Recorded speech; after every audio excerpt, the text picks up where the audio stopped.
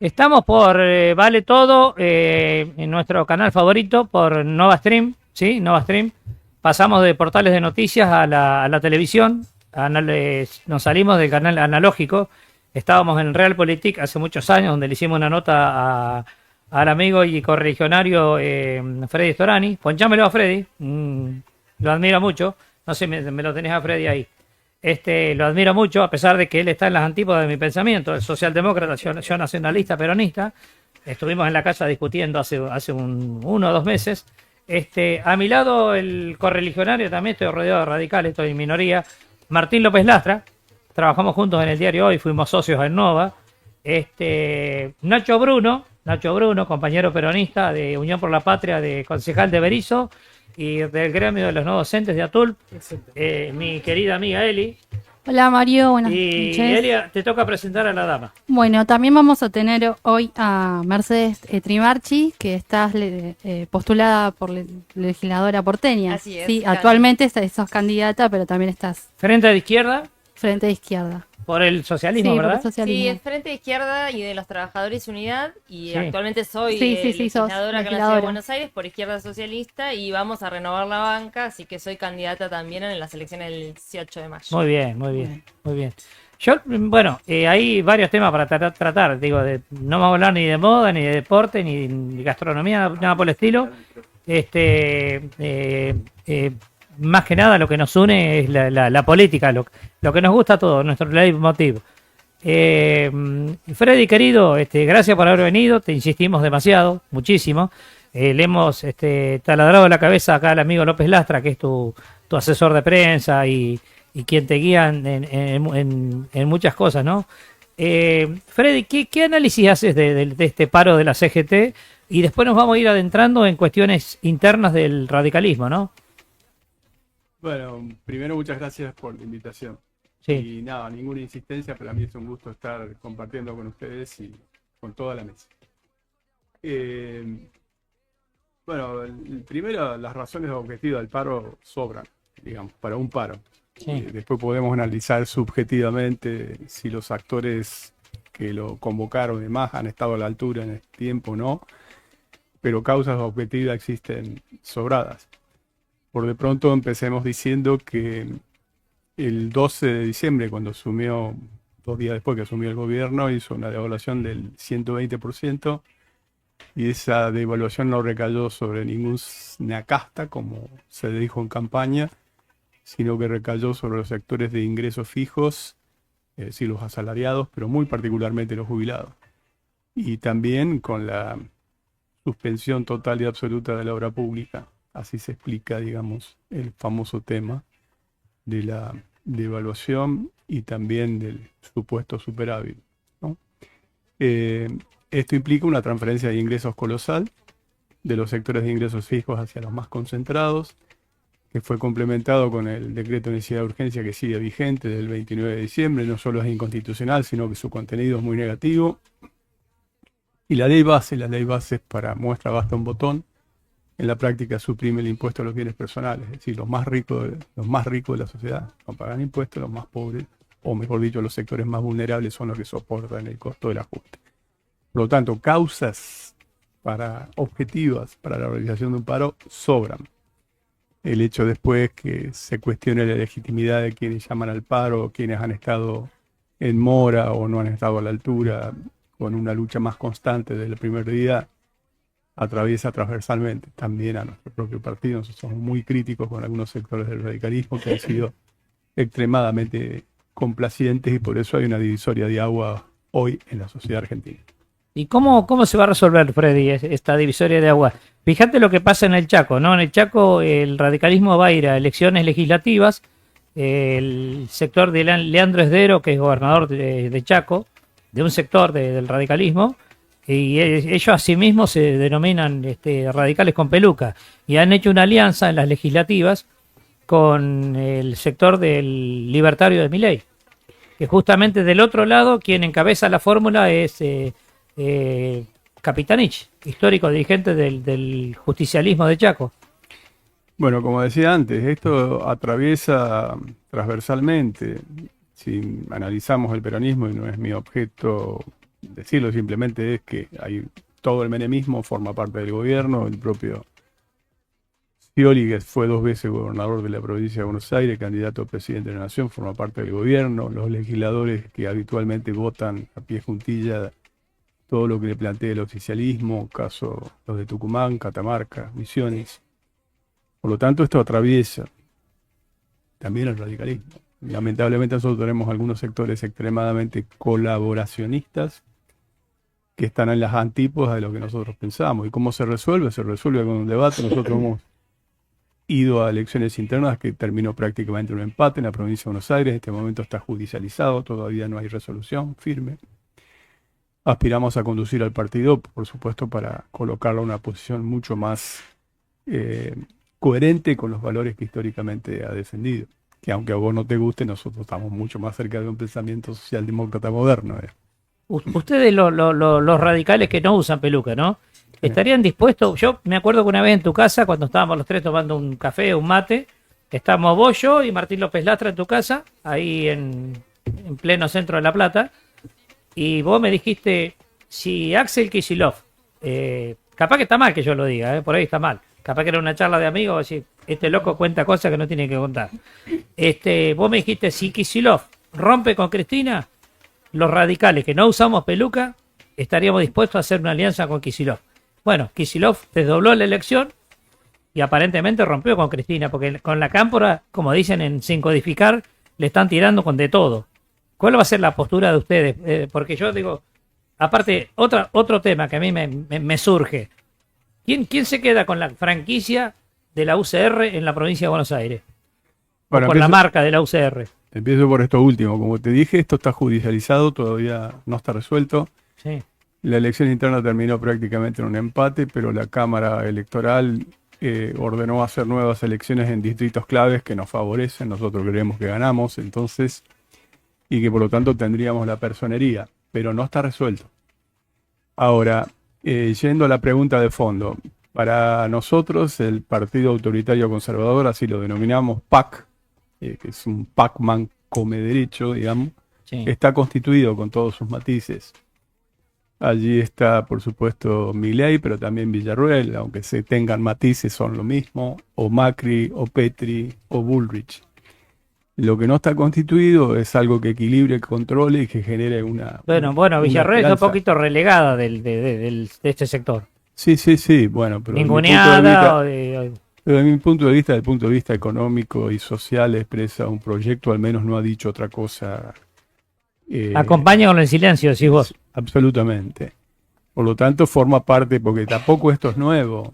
Esto que se presenta como el cambio, como lo nuevo, primero hay que decir que el cambio es un concepto neutro, puede ser bueno o malo, en este caso es muy malo, pero generalmente se lo asocia con lo nuevo, y esto no es nuevo. En la etapa de la dictadura militar, con Martínez Dios a la cabeza, le corres una coma, le pones un punto y es exactamente el mismo discurso plan. Lo mismo fue en la etapa de Menem Cavallo con la convertibilidad y lo mismo fue durante el periodo de Macri. En todo caso, Macri se lo dijo con mucha sinceridad al Premio Nobel de Literatura Vargas Llosa cuando le dijo yo haría lo mismo si fuera nuevamente presidente, pero más rápido. Eso es licuadora y motosierra, es la proyección de eso. Lo único que cambia entonces es una metodología de shock, eso fue estudiado también por una periodista canadiense, Naomi Klein, la doctrina del shock para aplicar políticas neoliberales en algunos países. Y la conclusión que ella llega, que es bastante lo que estamos viviendo, que el primer efecto que produce es similar al del terrorismo, es decir, paraliza por miedo. Hoy cualquier encuesta que vos mirás, la primera preocupación que aparece es perder el trabajo, el empleo, la precariedad del trabajo. Por lo tanto, yo creo que la asignatura pendiente es unir fuerzas de origen popular que sean capaces de equilibrar, controlar y generar una alternativa. Ahora, ¿cómo se explica que Milei, a pocos días de asumir como presidente, haya dicho que él cuando se despertaba a la mañana, lo primero que hacía era inflar un muñeco de Raúl Alfonsín y hacer una especie de punching ball y pegarle o desquitarse con el muñeco de Alfonsín? Y hoy haya tipos como, qué sé yo, este muchacho de Córdoba, no me acuerdo el nombre. De Laredo. Ah, no, de Loredo, digo. ¿Cómo le decís vos? De Laredo. Ah, de Laredo. ¿De ladero? De ladero. Claro, yo digo, puedo decir este chico de Loredo, y otros radicales con peluca, digo, a mí me daría vergüenza, digo, viste, yo, qué sé yo soy peroncho.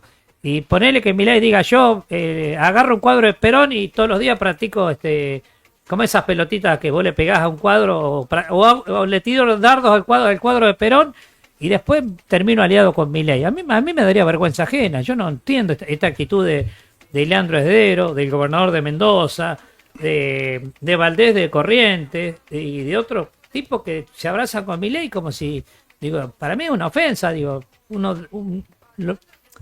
de los cuadros, de los mejores cuadros que le quedó al radicalismo, antes de los posteriores fracasos que hubo en el Partido Centenario que vos representás, tipo que se fue a la casa con menos plata de la que tenía y que no le podía achacar ningún acto de corrupción, es Raúl Alfonsín. Bueno, Sí. yo no creo que eso ¿Cómo hacés sea... para unirte con un tipo que decía que le pegaba a un muñeco con la cara de Raúl Alfonsín? No creo que eso sea inocente. Ellos lo han dicho muchas veces, no solamente él, sino otros. En realidad, el odio a Alfonsín es por las virtudes de Alfonsín, no por ningún defecto.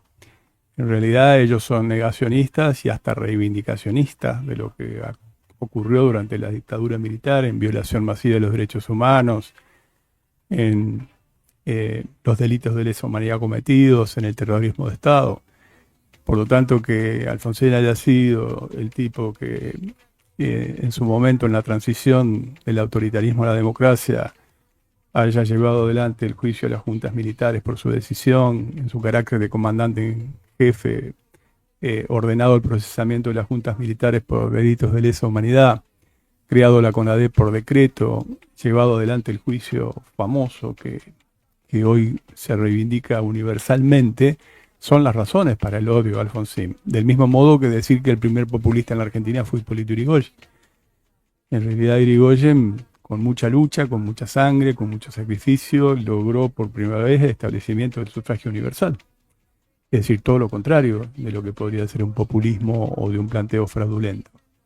Yo creo que hay una razón ideológica en todo lo que lo rodea, Laje y todos ellos que vienen de un pensamiento extremadamente conservador, reaccionario. ¿A cuál Laje te referís? Porque está el Laje periodista de América y el otro Agustín Laje que... ¿A cuál, Martín? Acércate, Martín, acércate. De la fundación esta Proa, creo que se llama, ¿no? Sí, claro. El que Agustín aparece... Laje y que El que Nicolás pretende- Márquez, que son pretende los ser cuadros ideólogo intelectuales que rodean a Milei. Sí, Lo que exactamente. hace es insultar a los zurdos. No se le conoce otro O- aporte ideológico a la... Sí, y tienen una fijación especialmente con nosotros, ¿no es cierto? También. Lo dicen especialmente. También la diputada Lemoyne ha dicho que los enemigos de ellos son los radicales, en realidad.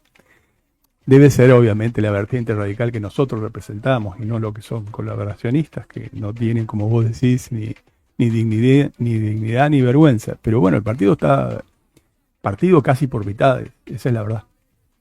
Sí, vos, Eli, como periodista, ¿cómo viste el paro? Que a vos te tocó cubrir el conjunto con Picu, que ustedes Sí. son los que cubren, están en la calle Lo vi. de parte de Nova, están todo el día en la calle, y el miércoles cubrieron la marcha de los jubilados. ¿Qué pasó ese día? Lo vi muy tranquilo, la verdad que lo ordenaron como para que no pase nada. O sea, la policía estuvo ahí, pero fue muy poca. Estuvo cerrado los accesos al Congreso, pero lo rodearon. Nunca hacen eso en realidad, siempre dejan los accesos abiertos para que la gente pase y poder de alguna manera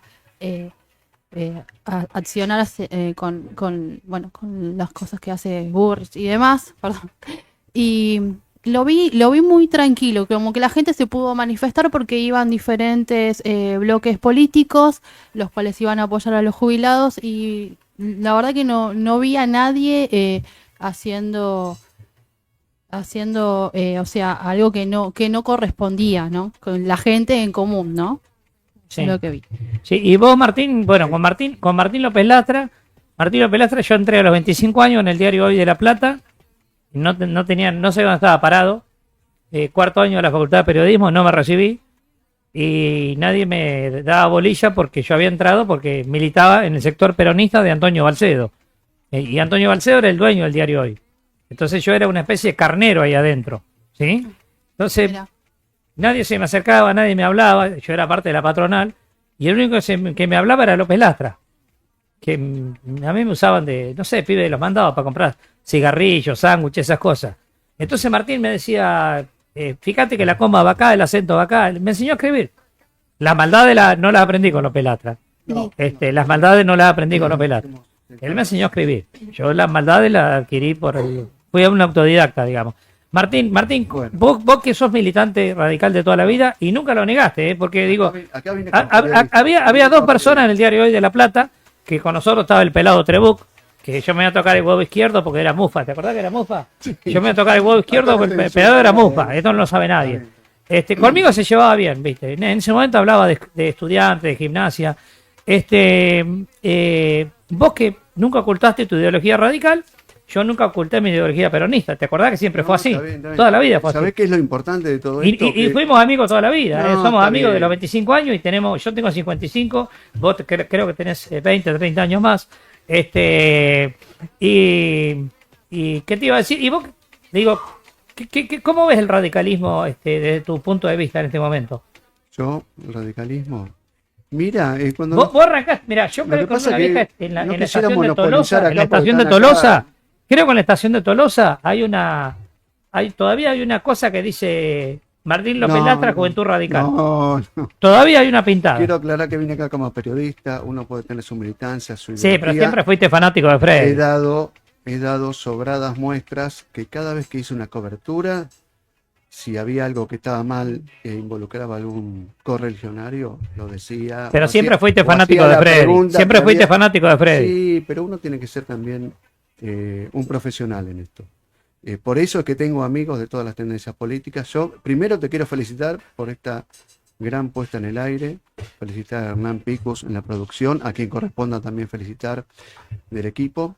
Nah, Y Pico es un genio. decirte que no es fácil juntar en un año electoral, en una mesa, a representantes de distintas tendencias políticas y que todos podamos hablar en forma civilizada. Es un gran ejemplo que le podemos dar al oficialismo. Ahí sí me pongo con un corazoncito político, pero del lado de lo democrático y participativo y de la tolerancia y tantas otras cosas, ¿no?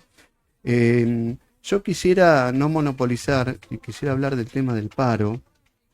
Creo que no descubrí la pólvora, pero cada vez se hace más importante el tema del transporte, de los colectivos específicamente, con el tema del paro. ¿Por qué?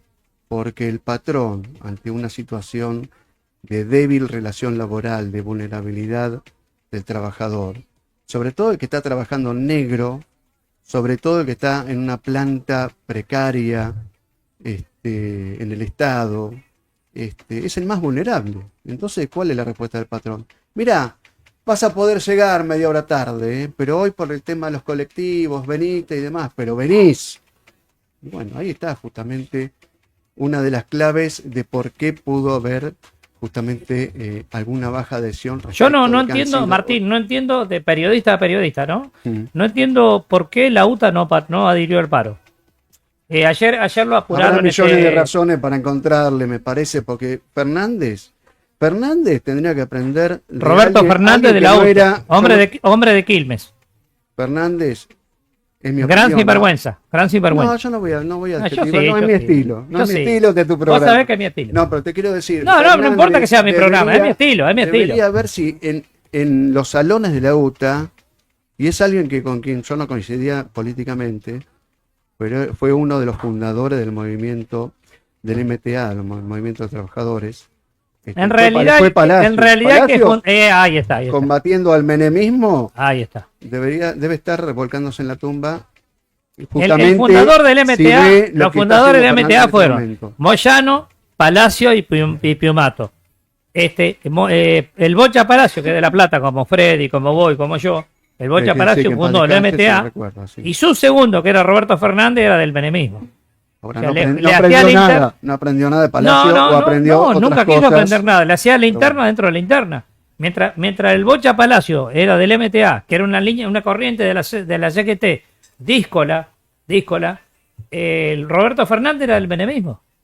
Y te voy a dar Un otro sorete, dato. un sorete. Te quiero dar otro dato, porque la UTA se agarró de una conciliación sobre la hora del paro. Sí.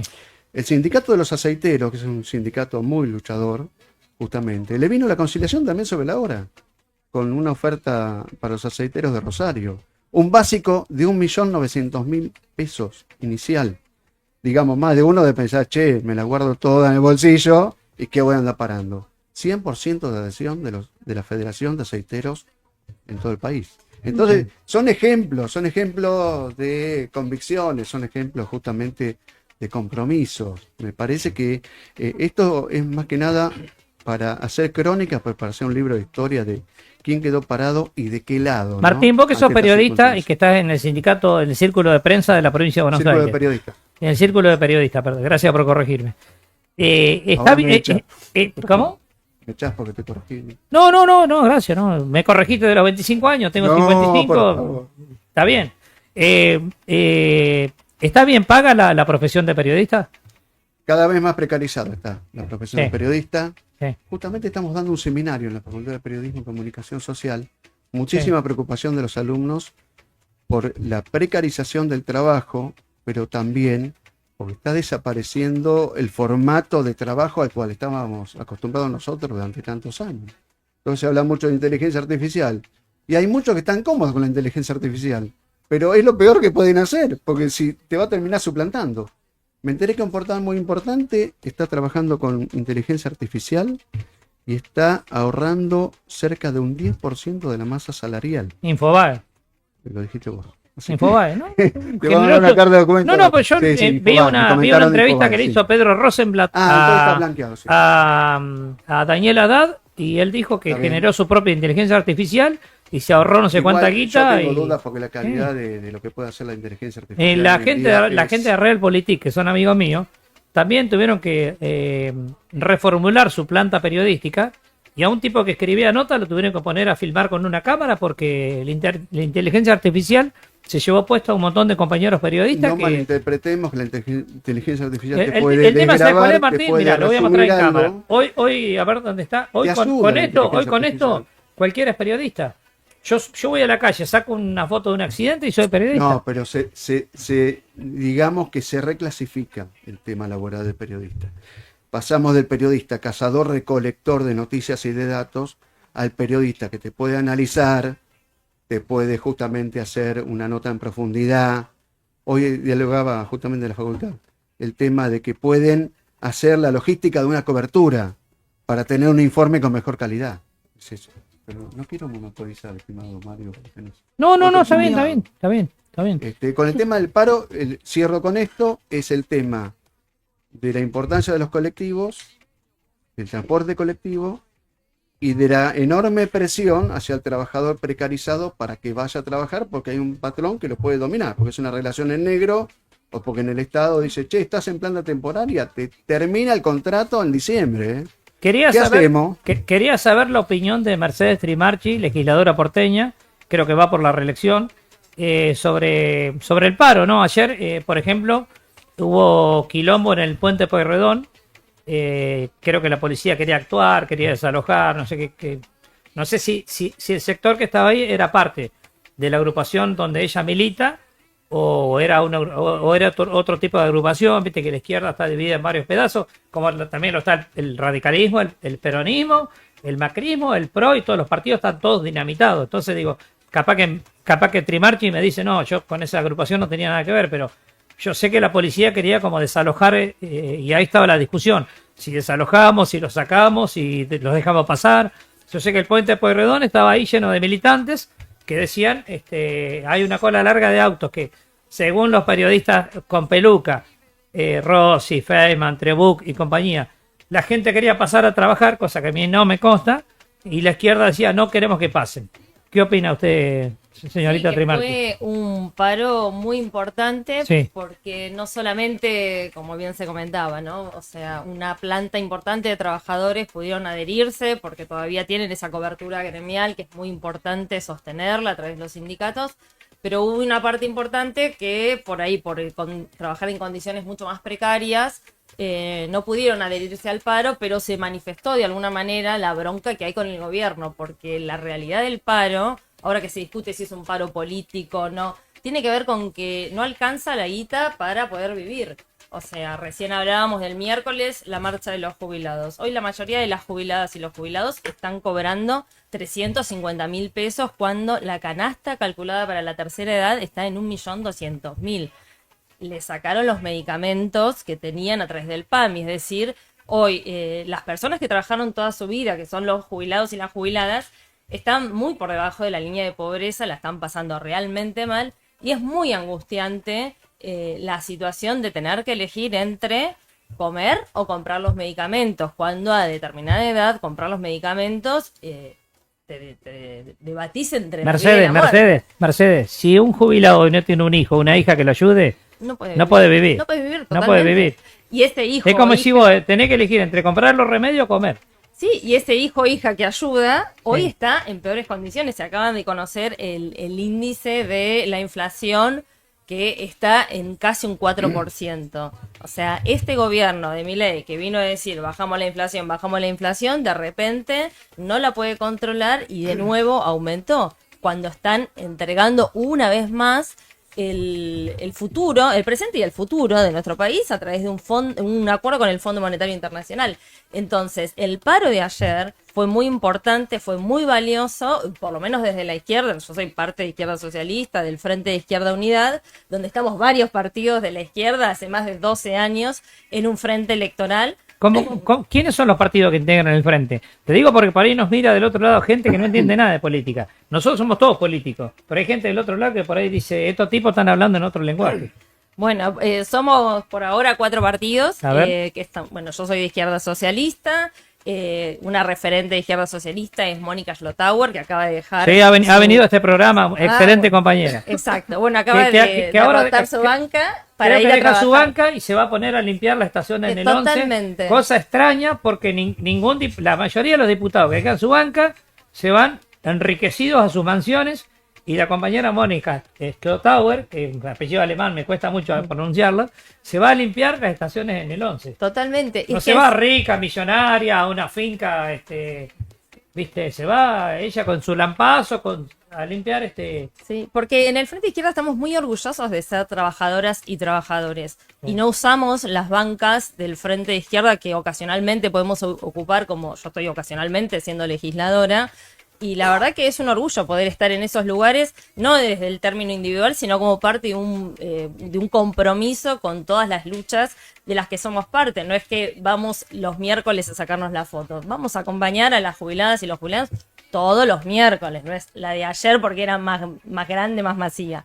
Entonces, bueno, Izquierda Socialista es uno de los partidos desde su fundación. Después está el PTS de Miriam Bregman, está el Partido Obrero con Vanina Biasi, que ahora es diputada. Vanina Biasi encabeza la fórmula. Totalmente. Y tuvo un cruce muy duro con Ramiro Marra. Sí, Ayer en TN.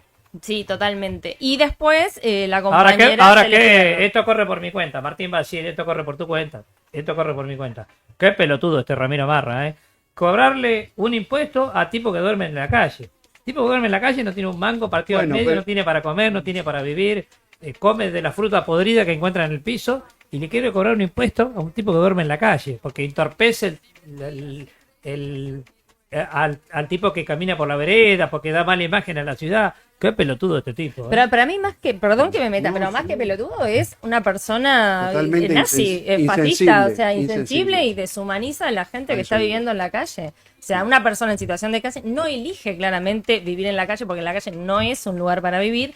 Y este tipo viene con estos eslogans que son totalmente fascistas a deshumanizar a una persona que se encuentra en una situación de vulnerabilidad extrema. Entonces me parece que está bueno que lo digas acá en términos de, bueno, no acordamos con ese tipo de campañas, ni de políticas, ni de eslogan, que se cree que porque puede sumar más votos está tirando barbaridades. Entonces, por lo menos desde el Frente de Izquierda lo combatimos permanentemente. Digo, Marra actualmente es legislador, donde yo estoy acá en la ciudad de Buenos Aires, y no para de tirar este tipo de frases que son realmente muy, muy difíciles de tragar por un lado, pero a la vez también totalmente repudiables. Sí. Nacho Bruno, acércate el micrófono, Nachito. ¿Cómo te va? Nacho querido, vos, mira, tenemos un perrito en el estudio. Nacho querido, vos sos concejal de Unión por la Patria en Berizo Así es. y sos a su vez gremialista. Sí, claro que sí. Sos del sindicato de los no docentes. Soy secretario gremial de ATUR y secretario de organización de la CGT de la región capital, de la provincia de Buenos Aires. También. Sí, claro. ¿Y cómo viviste el paro de ayer? Primero, saludar a todos Sí. los Buenas noches. compañeros de la mesa, el Pensamos todos correligionario. igual, no hay voces disidentes. No, podemos tener diferencias ideológicas, de hecho las tenemos tanto con el radicalismo como con la izquierda, si no seríamos todos parte de un mismo partido, Pero y en eso, en el eso es caso parte del de la paro, me democracia parece que está todos muy bien. pensamos igual. En caso del paro, sí, yo creo que fue un paro contundente, que obviamente hay matices que tiene que ver con la necesidad de algunos trabajadores, como dijo la camarada, respecto a la precarización del trabajo, y tenemos alrededor del 50% de trabajo informal, trabajadores de la economía popular, trabajadores que tienen que abrir un comercio, trabajadores que tienen que abrir un comercio por una necesidad del plato de comida, pero que están de acuerdo con el paro. No, Lo que vimos pasa, ayer. Nacho, ¿sabés qué pasa? Que hay comercios que tienen a sus empleados con monotributo, Sí, claro. ¿entendés? Y el monotributo es diario. Con la nueva ley base, yo te puedo pagar como monotributo diario, y si vos hoy no venís a trabajar, no me facturás el monotributo y ese día no comés. Entonces te presiono. El nuevo... Vos no querés venir a trabajar a Nova, no me facturas el monotributo diario, entonces no te pago. No comés. El mundo del trabajo se ha transformado muchísimo, Se ha tiene, precarizado 100%. tiene que ver con muchísimas nuevas formas, principalmente una precarización que además este gobierno, sí, claro, alimenta, ¿no? Esa precarización laboral con esta lógica de ser vos tu propio jefe o convertirte en el Colorado Ponzi, con estafas que el propio presidente de la nación hace suscribe desde sus redes sociales, ¿no? La verdad que es un hecho increíble, pero es una realidad. Pero el paro ha sido un paro contundente, por lo menos en la producción de valor agregado de la República Argentina. Digo, no solamente tiene que ver con los negocios abiertos, tiene que ver con un montón de otras cosas, con una Confederación General del Trabajo. A mi forma de ver las cosas, que sí, está a la altura de la circunstancia, podemos tener distintas miradas de los tiempos. Hoy estamos hablando de un año y medio del gobierno, 3 paros y muchísimas medidas, 67 paros nacionales sectoriales. Lo que decía también Mercedes, si es un paro político, no, sí, es un paro pura y estrictamente político. político. Los paros más gremiales son los paros sectoriales. Los paros sectoriales son paros gremiales que tienen que ver con una rama de actividad y van directamente enfocados a un tipo de reclamo en particular. Los paros de la CGT son políticos de punta a punta, digo, no hay por qué negarlo, digo. Agradecemos que exista la vida política en Argentina, murieron muchos compañeros, camaradas, correligionarios, murieron muchos militantes populares en este país peleando por esta democracia. Y eso es así, la democracia es así. Después el sistema de representatividad de cada uno, estamos en un momento Nacho, vos sos de un crisis hombre- de representatividad, ¿no? Vos Sin sos un duda. hombre del gremialismo, sos un hombre de la CGT y sos un hombre del peronismo. Y te voy a ser de abogado del diablo, ¿no? Bueno, ¿Por qué no se le hizo ningún paro a Alberto Fernández con todas las atrocidades que cometió? a los nacionales, ¿Sí? primero Ninguno. porque Era para hacer, mirá que Alfonsín. cuando me hablas de atrocidades, ¿a qué te Mirá que referís? Alfonsín se le hicieron 13 paros, ¿eh? Cuando me Yo hablas de milité con atrocidades, Ubaldini. Yo milité con Saúl Ubaldini. Bien. Se le hicieron 13 paros por cosas menos, por cuestiones menores que Alberto Fernández. Que se dedicó, pero no 4 te digo años de su vida atrocidades. a chatear con mujeres hasta las 6 de la mañana. No, yo no Ya no gobernar, no voy ya a no hacer gobernar. corporativismo con Alberto Fernández, a mí me No, parece Pancho, que pero ¿por qué no ha se le hizo sido a Alberto Fernández? ha sido, no sé las atrocidades a las que te referís, nosotros sí hicimos 3 paros nacionales Tenía al el arco vacío gobierno, para meter 10 goles, no metió ninguno. eso es otra cosa. Eso es una discusión política. Obviamente que nosotros tenemos la gran mayoría del movimiento obrero, no todo, hay compañeros de izquierda, o los compañeros del neumático, hay compañeros radicales, desde la OTR, que sigue teniendo una ascendencia sobre algunos Sí, gremios. sí. La gran mayoría de las conducciones sindicales pertenecen al peronismo. Obviamente que nosotros tenemos una cuestión política que a los gobiernos populares los acompañamos.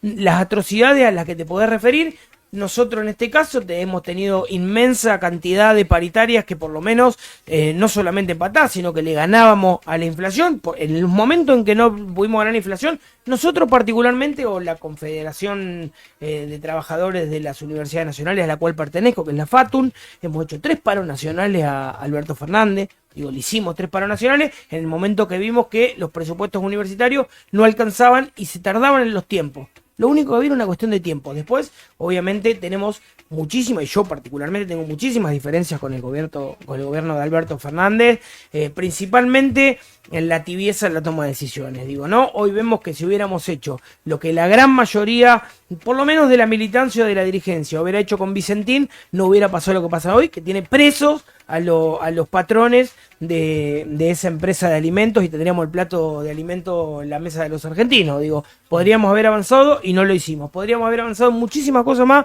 y no lo hicimos. Bueno, hoy está Milei, obviamente eso también tiene, como te decía hoy, creo que es parte de un sistema y de una crisis de representatividad que sufrimos todos, que sufrimos de izquierda a derecha, los gremios, los centros culturales, el periodismo y lamentablemente empieza a ponerse en crisis. Digo lamentablemente porque nos lleva a discusiones a veces que no termina de consolidarnos como un gran frente antifascista, ¿no? Y hay discusiones de fondo que no nos permiten a veces sentarnos a algunas mesas con algunos compañeros, pero sin embargo yo creo que la política necesita de un poco de efervescencia y de crisis de representatividad para poner a los dirigentes en su lugar, sentarlos, ponerles los pies en la tierra y darse cuenta que la gente está pidiendo otra cosa.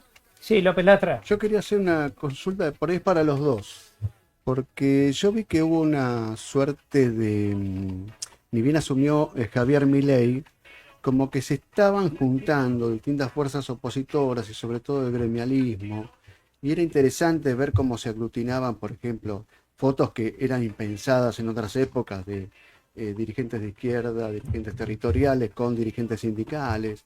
Se hizo un paro por ahí bastante prematuro, que fue criticado por lo prematuro, pero la aglutinación, la coordinación parecía existir. Y después todo eso se desdibujó en el tiempo. ¿Qué les pasó tanto a la CGT como a la dirigencia de izquierda? Por eso te involucro a vos, Mercedes, como para explicar eso que se esfumó, eso que parecía un sueño y de repente se derrumbó. Mira, por el lado de la izquierda, nosotros desde el 20 de diciembre, o sea, 10 días después de asumido el gobierno de Javier Milei, estuvimos realizando nuestra tradicional marcha en conmemoración de lo que fue el argentinazo, reivindicado a los caídos, a los matados por de la Rúa, por la policía. Y de ese mismo día estuvimos en las esquinas de la ciudad de Buenos Aires, y bueno, y en La Plata fue grande también, los cacerolazos, contra el DNU, que ya adelantaba lo que venía a ser la ley bases y todo lo que vino después. Y nosotros desde entonces no paramos ni un minuto. O sea, la calle, digo ahora porque vamos todos los miércoles a acompañar a las jubiladas y a los jubilados, pero hemos estado cada una de las movilizaciones contra la ley base. No, yo voy al tema de la coordinación de la acción en general. Sí, fue justamente un paro general de la CGT. Yo creo que en ese sentido la izquierda ha aportado siempre los cuerpos en la calle, el estar ahí presente. Yo creo que la pregunta sería, o la reformularía al revés, en términos de ¿qué le pasó a la CGT que hizo 2 paros, que venía en uno y de repente hizo la plancha, durmió la siesta y de repente empezó a negociar con el gobierno? No lo sé qué es lo que está negociando, pero algo sucedió después de la ley base para acá que no hizo más nada y recién ahora el paro de ayer, ¿no? Entonces, mi pregunta sería, ¿qué le pasó a la CGT? ¿Qué estuvo negociando? ¿Y qué va a hacer ahora? O sea, ¿la va a seguir? O sea, yo quiero que le dé continuidad al paro de ayer, 36 horas más. Digo, es algo que se reclama desde la calle. Digo, a ver qué dice Nacho Bruno del sindicalismo peronista. Desde el sindicalismo, principalmente. Sí. Tenés una responsabilidad. Una cosa es cuando no conducís y lo propones, y una cosa es cuando tenés que conducir una organización, tenés que hacerte cargo de un gobierno, tenés que hacerte cargo de una organización sindical, tenés que hacerte cargo de un partido político, tenés que hacerte cargo, tenés que conducir los destinos de una organización sindical de miles y de millones de trabajadores en este caso. La CGT siempre va a estar siendo discutida de izquierda a derecha, principalmente por la izquierda y por la derecha. ¿No será porque no están haciendo las cosas bien como corresponde? Te estoy respondiendo. Sí. Y eso es lógico. Digo, no, a nosotros nos sucede, tenemos el cuero duro y nos sucede. Hay una cuestión de tiempos y una cuestión de discusiones. Y como bien dijo Mercedes, de negociaciones o definiciones que tienen que ver con que la CGT es una organización sindical, es una organización libre del pueblo que dialoga. Claro que sí, va a dialogar con la izquierda, con la derecha, porque llega un momento en que uno tiene que representar a sus trabajadores y tiene que una cuestión de representación de rama de actividad en donde las obras sociales tienen que seguir funcionando. El 60% de los trabajadores de la República Argentina funcionan con las obras sindicales solidarias que tanto cuestionan, pero no conocen ni cómo funcionan. Pero La son Confederación discúlpame. General de Trabajo, discúlpame. No, discúlpame, pero son cuestionadas pero- porque, o sea, la gente no se siente vinculada hacia eso, o sea, están pagando como algo que no, con lo que no se siente en parte. Ah, o ¿no? sea. Son tres Sí. cortes. ¿Y a vos quién te dijo? Claro. ¿Y a vos qué trabajador te dijo que está mal con su obra social y que Sí, funciona a ver, mal? yo Son tres conozco gordos que mucha no gente, de representan a hecho nadie. yo he No trabajado representan en el a Estado y nadie. no me sentía, o sea, representada Acá en por el ellos. gobierno en la ciudad, Sí, no, acá en la ciudad sí. no conozco cómo funciona la Sí, obra sí. social de la ciudad, o si lo que te digo es que las obras sociales, mi obra social, tiene una tarea solidaria. Las Bueno, obras sociales Yo te sindicales digo lo de de alta que dice la complejidad, gente en general, o sea, las personas en pero que general, vos lo ves vos desde representás a la lo- gente en general y yo No, no. no, yo te estoy hablando de mi punto de vista. Ah, bueno, no, y está bien. lo que dice No, porque la vos decís gente en la- general en la calle también, Pero no se parece siente mita, o sea, representada. dice la gente. A mí me dice Sí. otra cosa la gente. Entonces, Bueno, a ¿cómo vos te dicen entramos al una cosa, debate? pero yo trabajo en la calle haciendo notas Yo y también dicen trabajo otra en la cosa. calle, todos los días. Digo, Bueno, acá no hay, digo, uno no tiene bueno, más calle vos que el tenés otro. No, no, está bien, no es Bueno, eso. Yo no vivo en un diciendo- microclima. Métale, Quiero métale. terminar de Métale, dejar una idea. Para. No, que redondee. Quisiera terminar una idea para redondear. Por supuesto. Tiene razón, se inició una gran movilización apenas iniciado el gobierno de Javier Milei.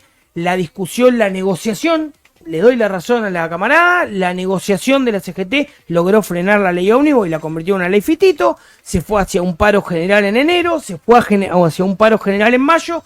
Se trabajaron 67 paros sectoriales de todas las organizaciones federadas, que además son parte de un plan de lucha, y recién ahora, en un año y medio, 3 paros, el tercer paro. Yo también coincido en que quizás los tiempos, no soy parte de la conducción nacional, eso está claro, ¿no?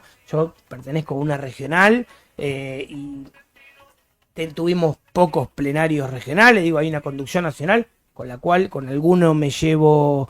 Coincido más, con otro no coincido nada y con alguno coincido entre medio, por eso hay 3 cabezas. Digo, y después lo de la gente, o si se sienten representados o no, los trabajadores votan a las organizaciones sindicales, es la democracia, Siempre son como los mismos, ¿no? pero lo Que votan, cambian. van y votan. Bueno, o sea, pero la democracia tampoco es para sindical, que vos la te sientas democracia así, no es sindical contra vos. significa Yo te digo la lo que posibilidad la de que gente un piensa. trabajador O se sea, postule la gente para piensa conducir eso. los destinos de los trabajadores y los trabajadores vayan y los voten. Acá nadie obliga a nadie. Pregunta para Freddy Storani. Freddy del 83 hasta esta parte ha sido protagonista de la política argentina y de muchos gobiernos de la UCR, como funcionario, como diputado nacional. Freddy, ¿vos crees que la CGT ha sido menos contemplativa con los paros nacionales, con los gobiernos peronistas, que con los gobiernos no peronistas? Vos Sí. pensás que a Alfonsín se le hicieron 13 paros, Y bueno, pero por es parte, cosas menores a las de Alberto Fernández. bueno, pero es parte de un proceso. A ver, mira, te voy a decir ya que das una fecha, denuncio mi edad y mi militancia y mi época. Yo estuve en la movilización de Paz y Trabajo del 30 de marzo del 82 y estaba convocada Saúl Ubaldini. por Ubaldini y nosotros Sí. fuimos y él en un debate parlamentario en el Congreso reconoció que nosotros habíamos estado y también se hizo una autocrítica en su momento por el exceso, digamos, de combatividad que había tenido con un gobierno que estaba conduciendo una transición del autoritarismo a la democracia, de la dictadura a la democracia. Por lo tanto, yo no quiero caer ahí, digamos. Yo quiero buscar aquellas cosas que más nos lleven a la unidad que tanto hace falta. No nos olvidemos que estamos ante un gobierno que no solamente ajusta a los sectores más vulnerables, que acaba de conseguir un crédito de facilidades extendidas, esos eufemismos que se utilizan, del Fondo Monetario Internacional, que ha registrado ahora un índice de inflación del 3,7%, que recae principalmente en los sectores también más vulnerables, porque el índice mayor se produce en el rubro de alimentos, y además, dicho sea de paso, que es un gobierno que va a liberar el cepo, tipo de cambio, digamos, cambiario, con lo cual la inflación hacia el futuro va a ser muchísimo mayor, con lo cual gran parte del esfuerzo hecho, que ha sido colosal, va a ser casi en vano. Y me parece que deberíamos poner mucho más el acento en eso, en lo que viene. Y lo que viene es eso. Por lo tanto, el desafío también es construir algo que sea capaz de vislumbrar un camino diferente. Freddy, te voy a tocar un punto álgido. Los derechos humanos. Cuando Néstor Kirchner descuelga el cuadro de Videla, dice, no, el padre de los derechos humanos. ¿Qué pensás de eso? Una boludez, pero bueno. Una boludez. ¿Por qué? Porque el hecho en sí mismo era puramente simbólico. Esto es como tirarle tierra a un muerto. Era tipo que está muchísimo muerto, más le tira valor. tierra encima. Muchísimo más Porque valor. el que la tuvo fea fue Alfonsín. Bueno, por eso digo. A ver, no quiero entrar en eso, pero acabo de participar de un encuentro en la Facultad de Derecho de Buenos Aires, donde este tema se debatió, a propósito de esa época, ¿no? Donde estaban varios de los que estuvieron en esa época, Gargarella, Farrell, jueces de la Cámara que juzgaron las juntas militares, etcétera. Y allí se estableció perfectamente bien. Cuando dos candidatos concurrieron a la elección del 83, uno estaba en favor de la autoamnistía y otro no. La verdad hay que contarla bien, ¿no? Nosotros fuimos los únicos que estuvimos en contra de la autoamnistía, mal llamada Ley de Pacificación Nacional. Y además, eso sí, no era como cazar leones en el zoológico posteriormente. En una lucha muy consecuente que nos colocó casi al borde de la posibilidad de lo que fue posteriormente los levantamientos cara pintada. Era como caminar en un campo minado. Por lo tanto, la transición que condujo en su momento Alfonsín, sin duda alguna, esos juicios y ese juzgamiento no hubiese sido posible sin nuestro triunfo. Me parece que el hecho de descolgar el cuadro en su momento fue un hecho ya casi muy simbólico. Y además, cuando dijo que venía a pedir perdón porque no se había hecho nada en 20 años, después lo llamó por teléfono y, como se sabe, le pidió disculpas a Alfonsín, y Alfonsín le contestó que las disculpas, cuando son agravios públicos, se hacen públicas, sino no privadas. ¿Qué opinas de la película 1983, la que 85. la que protagonizó Ricardo Darín? Bueno, tiene muchas cosas. Lo positivo es que puso el tema nuevamente en la conciencia colectiva. Eso es bueno, que muchísima gente joven lo vio. Algunas cosas malas que yo veo son la tergiversación histórica, ¿no? Por ejemplo, no le da casi un lugar a la CONADEP. Y la Comisión Nacional sobre Personas Desaparecidas es un trabajo descomunal. La recaudación de pruebas que hizo la CONADEP sirvió de base a la acusación fiscal. Fue más bien una película más de tipo hollywoodense, buscando un éxito de taquilla, que lo tuvo, muy importante, pero no tuvo como ellos dicen, bueno, no fue un documental, pero si dice que está basada en hechos reales, tendría que haber tenido mayor rigor en el reflejo de esos hechos reales. De todas maneras, celebro que haya vuelto a traer a la conciencia colectiva, como dije, la posibilidad del debate sobre un periodo tan complejo como es. Los cines estallaban, había multitud de aplausos, etcétera. Ahora, muchos de los que aplaudían después terminaban votando al que reivindicaba la dictadura? Sí. El 56% de los votos no salió de la casualidad. Entonces, yo creo que hay que hacer un trabajo mucho más profundo y tener un mayor rigor en cuanto a los niveles de conciencia que se va adquiriendo en cuanto a lo que fue en su momento los juicios de las juntas en condiciones extremadamente adversas. A veces se dice fueron más importantes que los de Nuremberg. No, más importante no, porque aquellos eran después de una Segunda Guerra, pero sí tiene la particularidad que ahí hubo tribunales especiales de potencias ganadoras de una guerra a la que juzgaron, y acá fueron los jueces naturales. Y además más importante que los juicios de la verdad de Sudáfrica. Sí, también, porque los juicios de la verdad pusieron blanco sobre negro la verdad, pero no condenaron a nadie. Mientras que en los juicios que nosotros llevamos a cabo, y hablo en plural porque a mí me tocó ser diputado cuando derogamos la ley de autoamnistía y también muchas de las medidas que se tomaron posteriormente para el juzgamiento. Sí. Pregunta general, ¿no? Y arrancamos por vos. Lo bueno y lo malo del kirchnerismo. ¿Qué rescatás de bueno y qué crees que es lo malo del kirchnerismo?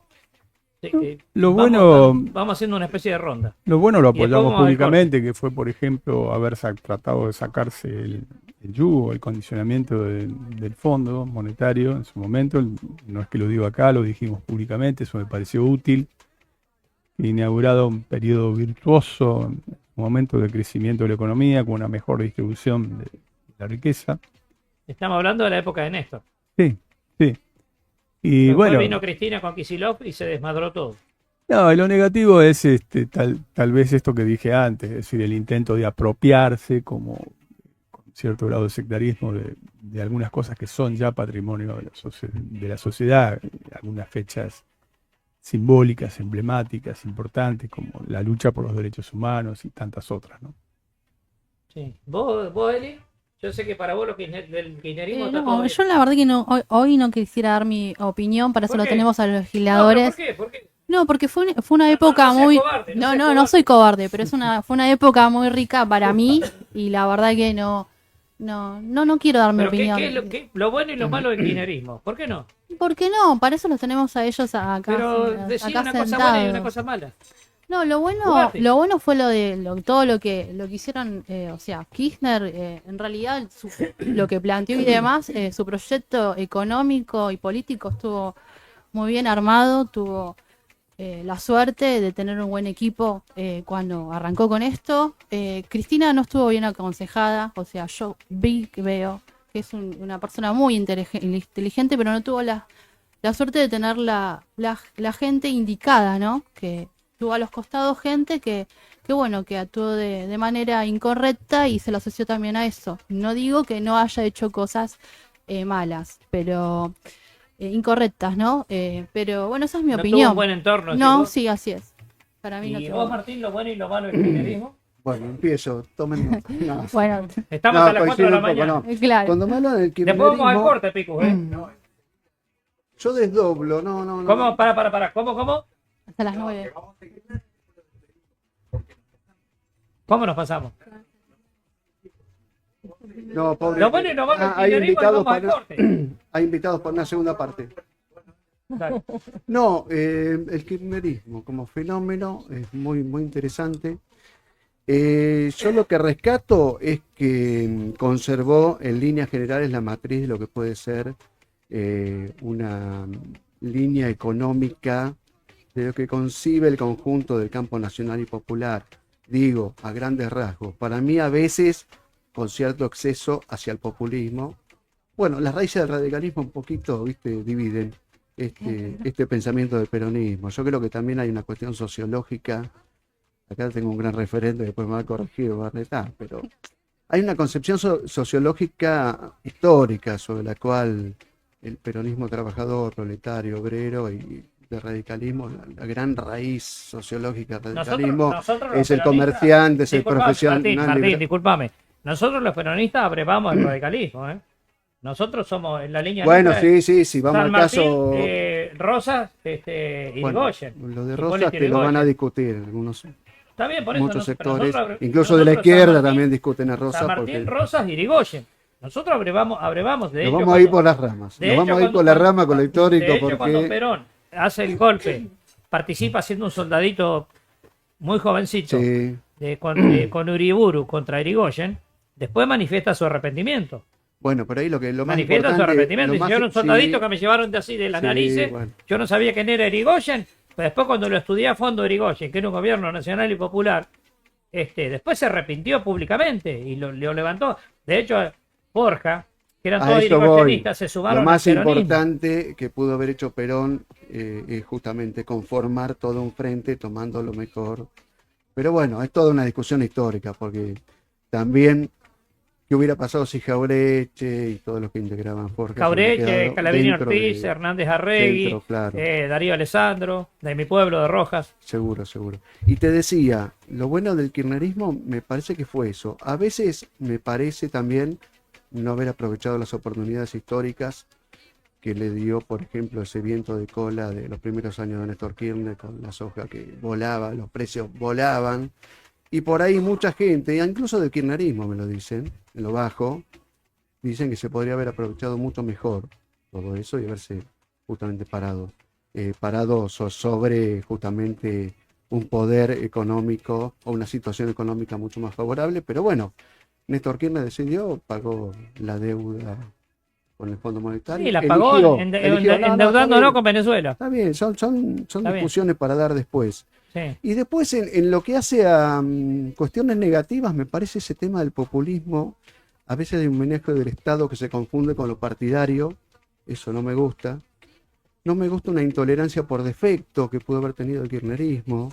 No me gusta, como decía Freddy, el tema de la apropiación, el tema de que de repente todo proyecto nacional y popular nació con el kirchnerismo, se escribió con el kirchnerismo y nos olvidamos de los Larral, de los Levenson, hasta el propio Perón en algún momento, pues lo han negado Perón. No, ellos niegan. No, en algunos No, el años. kirchnerismo Ahora niega lo Perón. reivindican porque tenemos No, a el Cristina kirchnerismo que lo niega presenta Perón, lo niega peronismo. Perón. Lo negó mucho tiempo. Lo niegan. Alguien ha Lo dicho que niegan, la lo marchita había que guardársela Niegan a Perón en cierto lugar. inclusive Pero no le quiero- quisieron meter presa a Isabel Perón, que estuvo 6 años detenida e incomunicada, sin decir una sola palabra, sin hablar con nadie, y el kirchnerismo la quiso meter presa a Isabel Perón. El kirchnerismo Bueno, lo eso niega yo no- absolutamente a Perón y lo odia a Perón. Lo odia a Perón. El kirchnerismo Bueno, lo toda odia a una Perón. discusión, pero ahora está. Es un gorilismo de izquierda. No quiero, no Merce- quiero echar nafta al fuego. No, pero Viste cómo está soy bien. yo, soy medio formal ahí. Amba dice, vamos Casalón, que yo sé quién es Amba. Mercedes, ¿vos tu Este, opinión? Mercedes, tu opinión, lo bueno y lo malo del kirchnerismo. Me cuesta ver algo bueno, pero yo creo Bueno, que...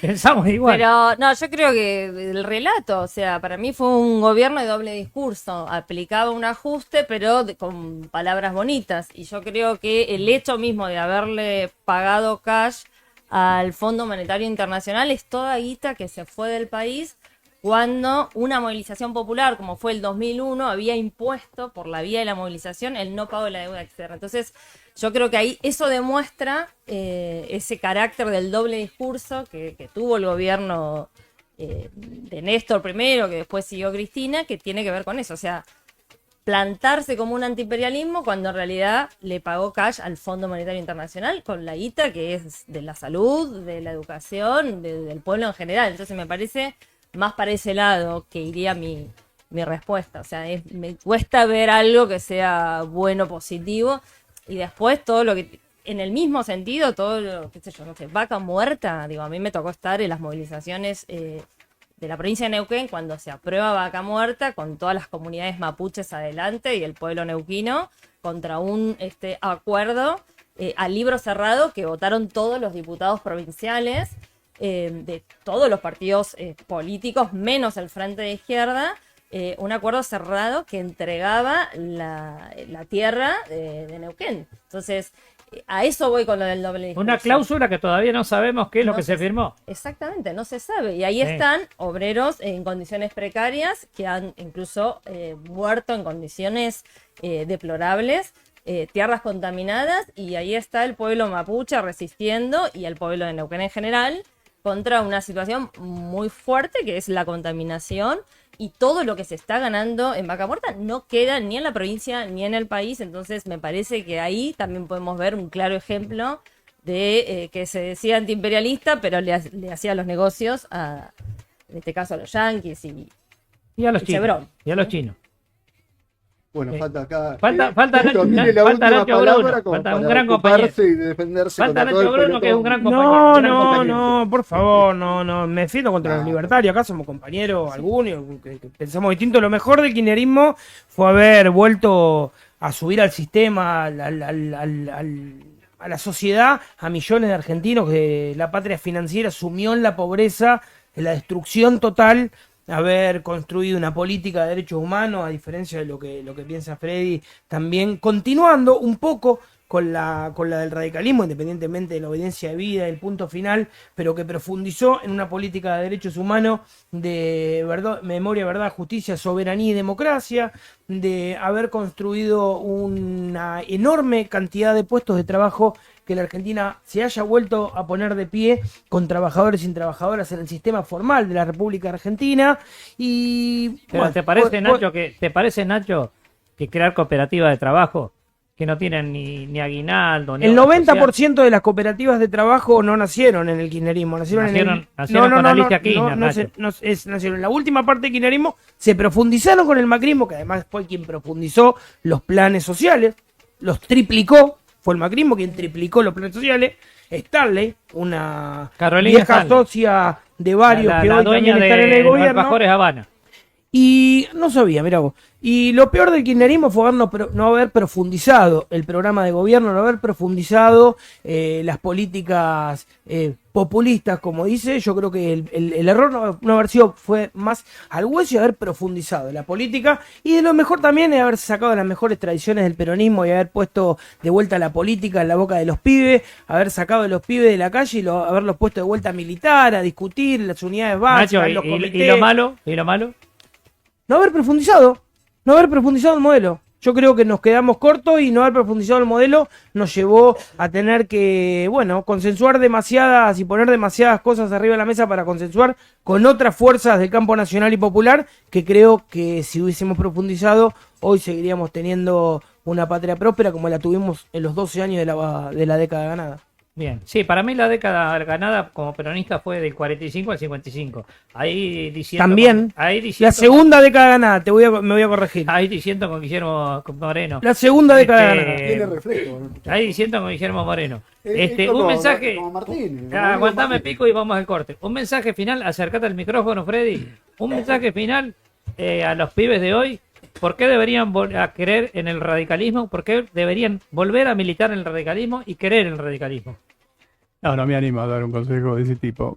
Simplemente que vean lo que tenemos por delante.